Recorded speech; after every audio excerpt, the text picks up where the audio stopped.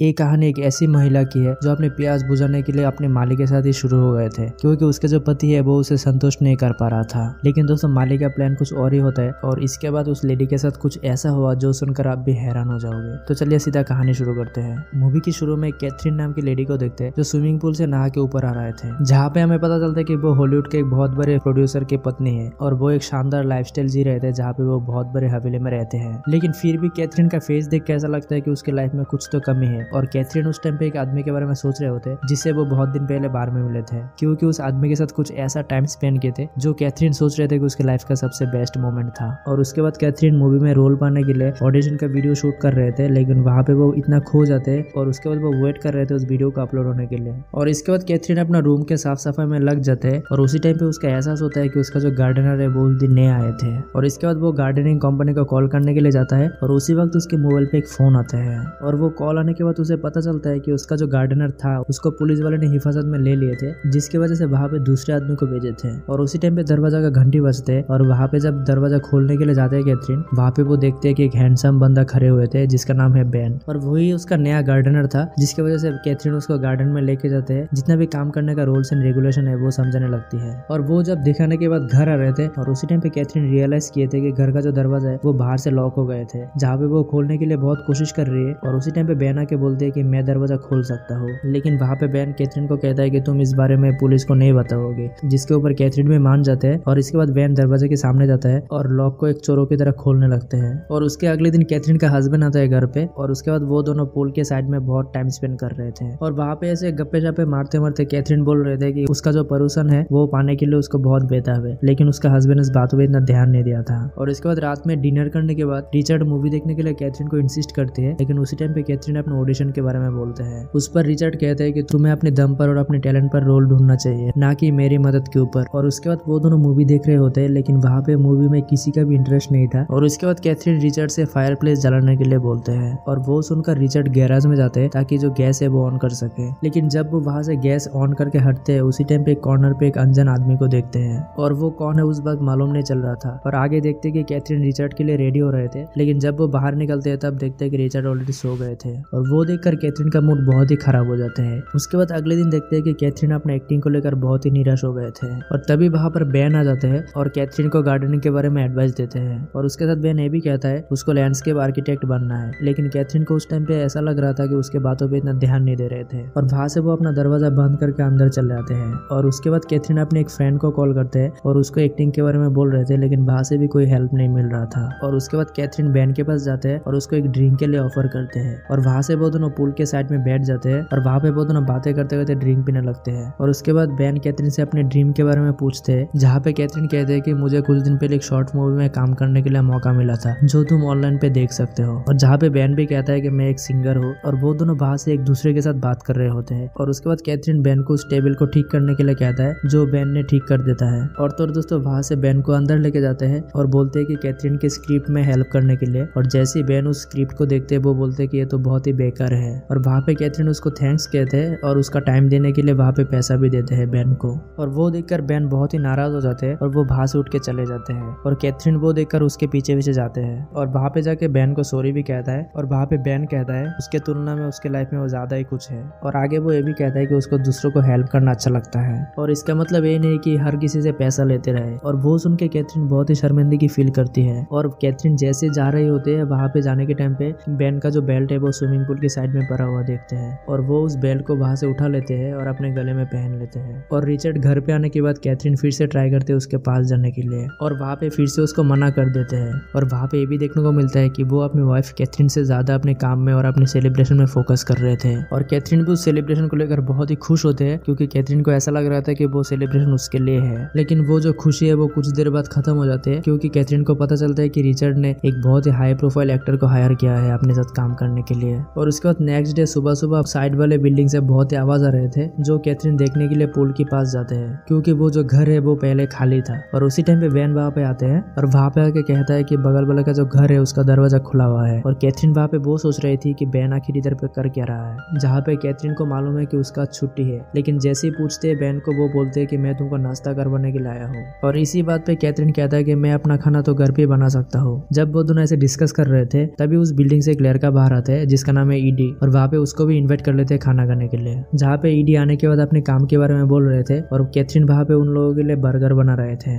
जहाँ पे बेन भी उसको हेल्प कर रहे थे। और उसी टाइम पे बेन उसके हस्बैंड के बारे में पूछते हैं, जहाँ पे कैथरीन कहते हैं कि वो दोनों बहुत पहले मिले थे, जहाँ पे वो बोलते हैं कि रिचर्ड ने उसका अप्रोच किए थे। और उसके बाद बेन उसे कहता है कि कैथरीन का जो शॉर्ट मूवी है वो उसने देखे हैं, जो बेन को बहुत पसंद आए थे। और उसके बाद कैथरीन उन लोगों को बर्गर को ग्रिल करने के लिए बोलता है और कैथरीन रूम पे चले जाते हैं चेंज करने के लिए। और कैथरीन जैसे ही वापस आती है उस टाइम पे वो उन दोनों को देखते हैं लिविंग रूम में बियर पी रहे थे। और वहाँ पे अल्कोहल पीने के लिए बेन उसे माफी मांगता है, लेकिन कैथरीन को उससे कोई दिक्कत नहीं होती है। और उसके बाद कैथरीन के पास जो बेन का बेल्ट था वो उसे वापस दे देते हैं। और वहाँ पे वो दोनों म्यूजिक ऑन करते हैं और डांस करने के लिए रेडी हो जाते हैं, जहाँ पे ईडी पियानो बजा रहे होते हैं और कैथरीन बेन के साथ बहुत क्लोज होकर डांस कर रहे होते हैं। और वो दोनों ऑलरेडी अल्कोहल पिए हुए थे, जिसकी वजह से डांस करते करते बेन उसे किस कर देते हैं। और कैथरीन वहाँ पे जल्दी से दूर हो जाते हैं, क्योंकि कैथरीन वहाँ पे सोच रहे थे कि मैं जो भी कर रहा हूँ वो गलत है। और उसके थोड़ी देर बाद ईडी वहाँ से चले जाते हैं। और उसके बाद कैथरीन बेन को भी जाने के लिए बोलता है, क्योंकि वो एयरपोर्ट से रिचर्ड को लाने से पहले वो शांत होना चाहती है। लेकिन बेन वहाँ पे मना कर देते जाने के लिए और कैथरीन को आखिरी बार डांस करने के लिए रिक्वेस्ट करती है। और कैथरीन वहाँ पे मान जाते हैं और इसके बाद वो दोनों डांस करने लगते हैं और वहाँ पे एक दूसरे को किस भी कर लेते हैं। और उसके बाद कुछ दिन पहले का सीन दिखाया जाता है, जहाँ पे बेन और ईडी को एक साथ देखने को मिलता है, जहाँ पे वो दोनों हिली एरिया पे होता है और वो दोनों वहाँ पे पैसा कमाने के लिए सोच रहे थे।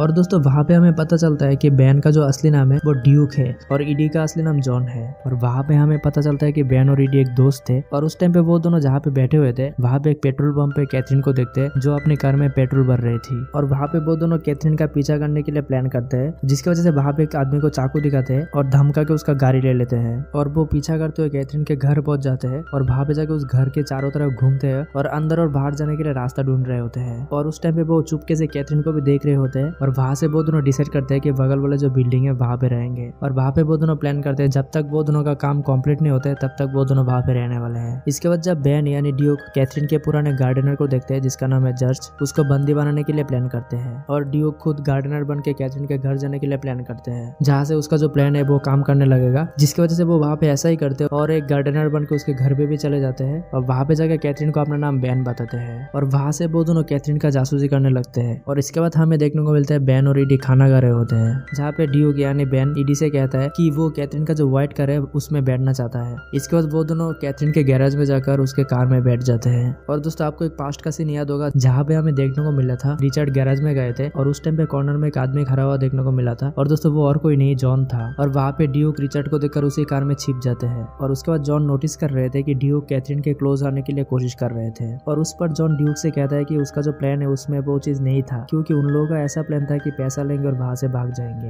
और वहाँ पे जॉन ड्यूक को कह रहे थे कि तू तो बस कैथरीन को पाने के लिए ऐसा कर रहा है। और वहाँ पे उस बात को सुन के ड्यूक गुस्सा हो जाते हैं, जहाँ पे उन दोनों के बीच में झगड़ा हो जाता है। और ड्यूक जॉन को धक्का देके वॉल के सामने खड़ा कर देते और बोलते हैं कि चाहूँ तो मैं तुम्हें भी मार सकता हूँ। और वो देखकर जॉन बहुत ही डर जाते हैं। इसके बाद ड्यूक वहाँ पे कहता है जो प्लान किए थे वो अभी भी मेरे दिमाग में है। और वहाँ पे बोलते हैं कि हम दोनों आगे से प्लान के मुताबिक ये काम करेंगे। और उसके अगले दिन वो प्लान करते हैं कि जो मेन काम है वो करेंगे। और उसी के बाद दोस्तों जॉन वहाँ पे कैथरीन के घर पे जाते हैं और वहाँ पे जाके वो तीनों एक साथ बर्गर खाते हैं, जो हमने पहले देखे थे। लेकिन जब जॉन देखते हैं कि ड्यूक कैथरीन को किस कर रहे थे, तब जॉन को बहुत ही गुस्सा आता है, जिसकी वजह से जॉन वहाँ से निकल जाते हैं। और वहाँ से हमको प्रेजेंट का सिनेरियो दिखाया जाता है, जहाँ पे हमें देखने को मिला था कि जॉन तो चले गए थे लेकिन कैथरीन और ड्यूक डांस कर रहे थे। और वहाँ से कैथरीन को वो अपने बेडरूम में लाते हैं, क्योंकि कैथरीन बहुत नशे में थे इसलिए उसको बिस्तर में सुला देती है। और वहाँ पे उसी मौके का फायदा उठाकर ड्यूक जॉन की सच्चाई को वहाँ पे बोल देते हैं। और साथ ही वो उसका फीलिंग्स भी शेयर कर देते हैं और बोलते हैं कि मैं भी तुमको बहुत प्यार करने लगा हूँ। लेकिन वो बात सुन के कैथरीन वहाँ पे बहुत ही गुस्सा हो जाते हैं। लेकिन वहाँ पे ड्यूक सिर्फ ये सोच रहा था कि वो अपने पति के बेड पे, इसलिए वो मेरे को मना कर रही है। जहाँ पे ड्यूक कैथरीन को उठा के उसके घर पे लेके जाता है। और दूसरी तरफ रिचर्ड आते हैं एयरपोर्ट में, जो वहाँ पे आके कैथरीन का वेट कर रहे थे। और वो कैथरीन को फोन भी करते हैं, लेकिन वो कॉल रिसीव नहीं कर रहे थे। दूसरी तरफ कैथरीन भले ही ड्यूक के घर पे है लेकिन उसको क्लोज आने में मना कर रहे थे। और वहाँ पे वो ऐसा रियलाइज करते हैं कि वो उसके साथ रहना नहीं चाहती, इसलिए ड्यूक वहाँ पे उस रूम से निकल जाते हैं। और बाहर आके वो बहुत गुस्से में होता है, जहाँ पे जॉन को अंदर जाने के लिए बोलता है। और जॉन अंदर जाते ही बहुत ही जबरदस्ती करने लगते हैं। लेकिन कैथरीन जब चिल्लाने लगती है तब जॉन उसके मुंह पे हाथ रख के उसको चुप करने के लिए बोलते हैं। और वहाँ पे जॉन धमकी देते हुए कहता है कि वो अगर दोबारा चिल्लाएगी तो वो उसको जान से मार देगा। लेकिन फिर भी जॉन वहाँ पे कुछ नहीं कर पाता और उसको छोड़कर रोने लगते हैं, जिससे कैथरीन को वहाँ से भागने के लिए मौका मिल जाता है। और दूसरी तरफ कैथरीन ना आने पर रिचर्ड अपना टैक्सी बुक कर लेते हैं और वो वहाँ पे भी कैथरीन को कंटिन्यूअसली कॉल कर रहे थे। लेकिन वहाँ पे भी कैथरीन का कोई रेस्पॉन्स नहीं मिल रहा था, जिसकी वजह से रिचर्ड बहुत ही परेशान हो जाते हैं। और दूसरी तरफ कैथरीन बहुत ही नशे में होते हैं, जहाँ पे ड्यूक आके उसको बहुत ही जोरों से थप्पड़ मारता है, जिसकी वजह वजह से कैथरीन नीचे गिर जाती है और वहाँ पे जॉन आके ड्यूक को रोकते हैं, जिसकी वजह से उन दोनों के बीच में फाइट हो जाते हैं और वो दोनों एक दूसरे को मारते मारते पूल में गिर जाते हैं। और उसी टाइम पे जॉन के हाथ में एक चाकू था जो छूट जाते हैं और वही चाकू को ड्यूक लेके जॉन के कंधे पे मार देते हैं और वो चाकू जाके जॉन की सीधा नस में लग जाते हैं, जिसकी वजह से वो वहाँ पे पैरालाइज हो जाते हैं और वहाँ पे वो पानी के ऊपर फ्लोट करने लगते हैं। लेकिन ड्यूक वहाँ पे उसको छोड़कर ऊपर आ जाते हैं और उसके बाद कैथरीन के घर पे जाते हैं उसको ढूंढने के लिए। और दूसरी तरफ कैथरीन पुलिस को फोन करने के लिए ट्राई कर रही होती है, लेकिन ड्यूक वहाँ पे सारे फोन तोड़ देते हैं। जिसके बाद कैथरीन का नजर पूल पे जाते हैं और वो वहाँ पे देखते हैं कि जॉन का जो खून है वो पानी में मिक्स्ड हो रहे थे और वो देखकर वहाँ पे रोने लगती है और बहुत ही हिम्मत करके वो पूल में गिर जाते हैं और वो जॉन के जो खून है उसके नीचे छुपने के लिए कोशिश करते हैं। और दोस्तों वहाँ पे जॉन मरे नहीं थे, जिसकी वजह से वो दोबारा ड्यूक का ट्रस्ट पाने के लिए उसको इशारा देने लगते हैं और वो ऐसे इशारा कर रहे होते हैं कि कैथरीन उसके नीचे है, लेकिन कैथरीन वहाँ से उसको चुप करने के लिए बोलते हैं। लेकिन जॉन जब वहाँ पे नहीं मान रहे होते तब उसके बॉडी को ऐसे उलट देते हैं, जिसकी वजह से जॉन का जो फेस है वो पानी के अंदर चले जाते हैं, जहाँ पे जॉन का बॉडी ऑलरेडी पैरालाइज था, जिसकी वजह से वो मूव नहीं कर पा रहे थे और उसके फेस नीचे होने की वजह से वो सांस भी नहीं ले पा रहे थे। और ऐसे करके जॉन वहाँ पे अपना जान गंवा देते हैं और कैथरीन वहाँ पे उसको मरते हुए देख रहे थे, क्योंकि कैथरीन अभी भी उसके बॉडी के नीचे थी और ड्यूक वहाँ पे पूरे घर पे ढूंढ रहे थे। और उसी वक्त रिचर्ड वहाँ पे पहुंच जाते हैं और वो घर पे आके घर का जो सिनेरियो है वो देख कर डर जाते हैं और उसी टाइम पे ड्यूक भी वहाँ पे आ जाते हैं और ड्यूक के हाथ में वैसे चाकू था जिसकी वजह से वो रिचर्ड को मारने के लिए जाते हैं और वहाँ पे उन दोनों के बीच में बहुत ही लड़ाई हो जाते हैं। और उसके दूसरी तरफ कैथरीन पूल से निकल के घर पे जाने के लिए कोशिश करते हैं और वो घर पे जाने के बाद घर पे रखा हुआ गन ले लेते हैं और बाहर आके ड्यूक को डायरेक्टली शूट कर देते हैं और इसके बाद रिचर्ड उसके पास आते हैं और उसको हक कर लेते हैं। और उसके कुछ दिन बाद हमें देखने को मिलता है कि कैथरीन को अपने दम पर एक मूवी का रोल भी मिल जाते हैं और इसकी वजह से वो वहाँ पे बहुत ही खुश हो जाते हैं और उसी के साथ वो कहानी वहाँ पे खत्म हो जाते हैं।